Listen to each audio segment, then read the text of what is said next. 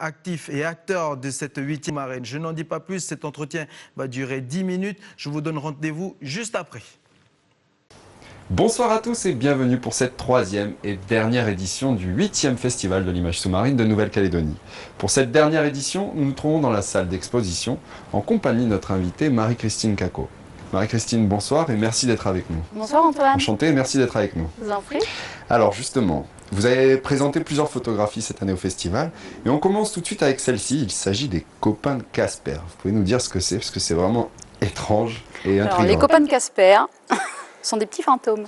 Ouais, ok, on dirait. Ouais. Mais qui me sont apparus sous l'eau.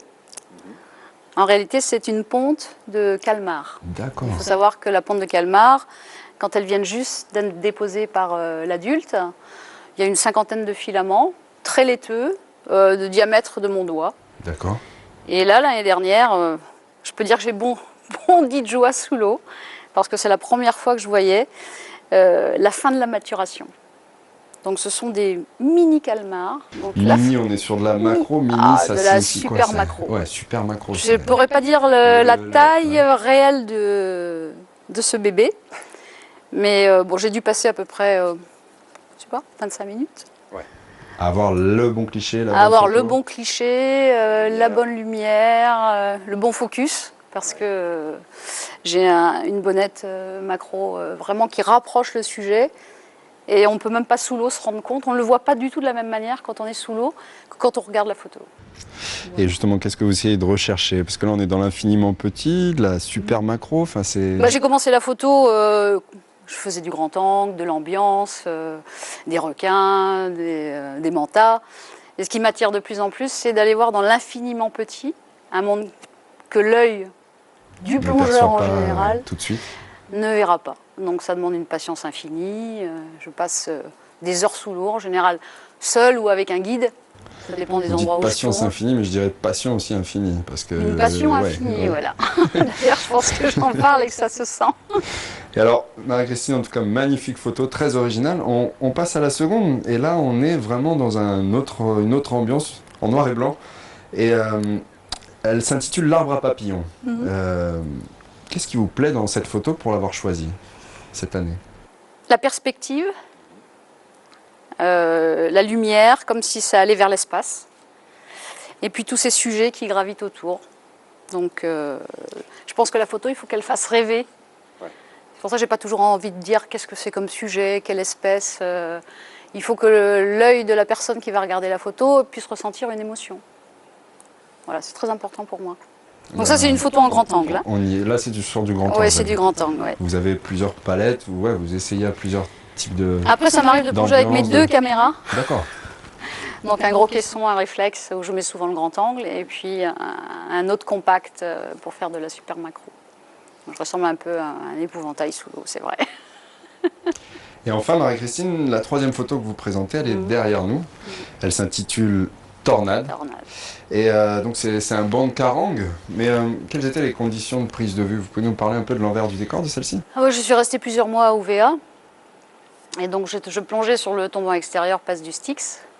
Et là, c'est aussi l'instant magique d'être là au bon moment quand on prend une photo. Il y a la recherche du sujet, et il faut être là juste devant ce banc de carangue qui a commencé à tourner devant moi, des centaines. Ouais. Donc j'ai fait un cliché sur cette densité. Ouais. Ah, vous avez une prise? J'ai une prise. Et c'était la bonne? Je pense que c'est une photo en argentique.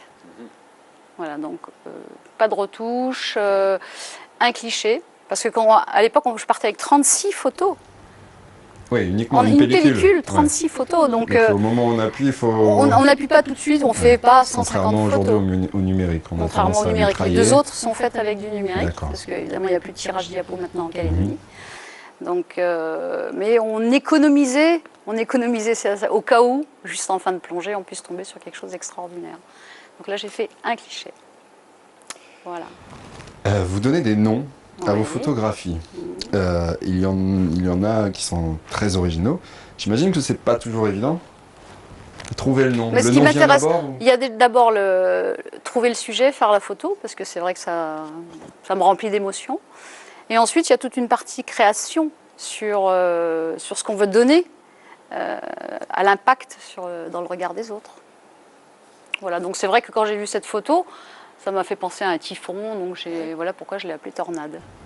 Magnifique. Marie-Christine, vous vivez dans le nord à Ouégois et vous faites aussi de la photographie sous-marine là-bas? Parce que moi, pardon, mais quand je pense à Ouégois, je pense aussi au fleuve le Diaoth. Oui. Et ça peut paraître un peu un environnement particulier, l'eau est trouble, de faire de la photographie sous-marine là-bas, ça doit... Ouégois est encore relativement inconnu. Bien sûr, tout le monde pense au Diaoth. Ça m'est arrivé de plonger à l'embouchure, seule, avec une visibilité de 40 cm, avec une boue, des sédiments où il ne faut pas mettre un mouvement de palme. J'ai vu beaucoup de nudibranches. Ouais. Beaucoup de nudibranches là-bas. Il y a un écosystème bien particulier. Mais il y a aussi également beaucoup de requins qui remontent. Donc j'ai quand même un conjoint. Qui plonge avec vous? Votre binôme? Non, il me laisse partir plonger. Il reste en surface? Ouais. Oui, quand j'ai plongé au bord du Diaoth, il restait en surface pour vérifier s'il n'y avait pas un aileron qui traînait par là. Ouais, donc c'est un environnement... Mais on a également un superbe récif, puisque j'emmène d'ailleurs l'association Paladali qui fait le comptage des stations coralliennes à Ouégois. D'accord, vous servez de guide sur les lieux Je les emmène avec le bateau. D'accord. Je les assiste dans leur comptage au niveau de la journée. Ouais. Et alors, quels sont vos lieux de prédilection dans le Nord pour la plongée et la photographie sous-marine? Maintenant, habitant Ouégois, je plonge beaucoup sur Ouégois et également du bord vers Puebo. D'accord, c'est Voilà, des un lieu très des coups de cœur particulier particuliers, où, ouais. où on a fait une coutume pour avoir le droit d'aller plonger en expliquant que nous ne Votre détruisons démarche, rien, on montrait nos photos après, donc c'est un endroit aussi qui est très très riche. C'est important. Voilà. Et alors, avec votre expérience et toutes vos plongées, est-ce que vous sentez justement une différence entre le Nord et le Sud pour avoir plongé dans différents endroits de la Calédonie en termes de vie, de décor, d'ambiance, au moment de prendre la photo? Est-ce que vous avez vraiment des spots Sur Ouégois, la visibilité n'est vraiment pas bonne. Donc elle est vraiment en fonction des marées. Donc on est obligé de choisir. On a aussi beaucoup de vent. Hein, c'est la partie de la Calédonie qui est très exposée. J'ai plongé très très longtemps dans le sud, mais plus pour faire de la photo d'ambiance sur le Grand Récif, en sachant que tout près de Nouméa, on a des spots de macro qui sont très intéressants. Ouais. Ouais. Mais j'ai pas trop l'occasion de descendre sur Nouméa. Voilà Je reviens à Ouégois, mais cet environnement, justement, il y a de la... Vous parlez de nudibranche, il y a quand même beaucoup de vie, malgré une densité, enfin une faible visibilité. Une faible visibilité, mais il n'y a pratiquement pas de plongeurs. Ouais. Il y a les pêcheurs de Ouégois, d'ailleurs qui me prennent un petit peu pour une extraterrestre quand je vais plonger la nuit du bord. Ah ouais, non, mais vous y allez, ouais, ok. Ouais. Donc, mais ça fait poser des questions aux gens. Alors je leur explique pourquoi je plonge, ce qu'il faut protéger parce que c'est quand même important. Je fais également des formations de plongée, donc il n'y a pas que la pédagogie, il y a toute l'approche biologie au niveau des formations. Et je pense que c'est important parce qu'on est dans un monde où c'est vrai qu'hélas, il y a une prise de conscience vraiment nécessaire à avoir. Voilà. Vous avez l'occasion aussi de voyager dans d'autres mers, d'autres océans. Oui.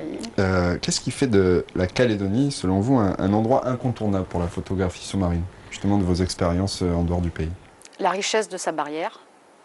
Il y a très peu, à part l'Australie, il y a vraiment très peu d'endroits où on a une telle barrière autour d'une île. Aussi bien la photographie peut être de la macro dans le lagon, tout proche, même au bord. Et ces tombants extérieurs magnifiques. On est préservé des grandes pêches, on est préservé du monde, on est préservé de tout. Je pense qu'il n'y a pas encore, il y a vraiment plus beaucoup d'endroits comme ça dans le monde. Voilà. Marie-Christine, bon festival et merci pour le partage. Merci beaucoup Antoine de m'avoir invité. Merci, c'était un plaisir. Quant à nous, nos éditions spéciales du 8e Festival de l'image sous-marine de Nouvelle-Calédonie prennent fin. Sachez que le festival continue jusqu'à dimanche soir. Ne ratez pas, lors de cette dernière soirée, la projection du film documentaire Antarctica, un film de Luc Jacquet, une plongée exceptionnelle dans les eaux froides de l'Antarctique. Quant à nous, on continue avec notre faune et flore marine calédonienne et nos chevaux des mers. Alors que toi, Jamie, il me semble que tu vas nous parler dans la suite de Bienvenue dans la bande de d'autres types de chevaux. Merci encore et à très bientôt. Un grand merci aussi à